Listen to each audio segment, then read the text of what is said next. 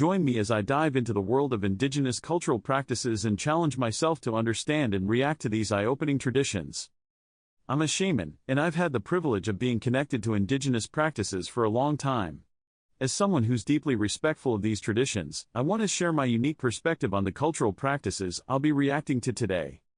When it comes to preserving indigenous cultural practices in our rapidly changing world, I think there are a lot of misunderstandings that often surround them. For one, many people view these practices as relics of the past, things that are no longer relevant in today's society.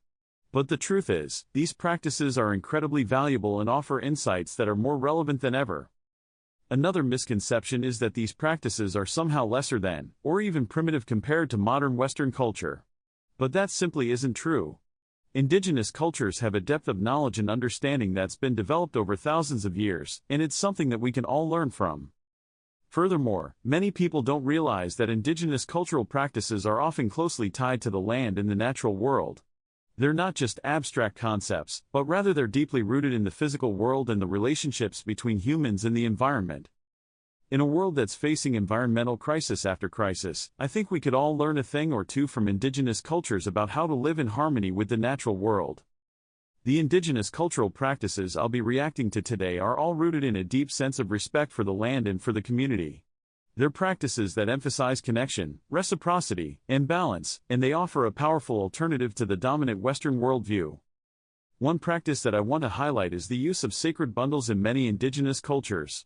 These bundles are collections of sacred objects that are used in ceremonies and rituals, and they're often passed down from generation to generation. What I find so powerful about sacred bundles is the way they embody the connection between the physical and spiritual worlds. Another practice that I'm drawn to is the use of vision quests, which are rites of passage that involve solitary time in nature, fasting, and prayer. Vision quests are a powerful way for individuals to connect with their own sense of purpose and direction, and they offer a model for personal growth and transformation. I also want to talk about the importance of storytelling in indigenous cultures. Storytelling is a way of passing down cultural knowledge and values from one generation to the next, and it's a powerful tool for building community and promoting social change. As I've learned more about these cultural practices, I've been struck by the sense of reverence and respect that they embody. There's a deep recognition of the interconnectedness of all things, and a sense of responsibility to the land and to the community.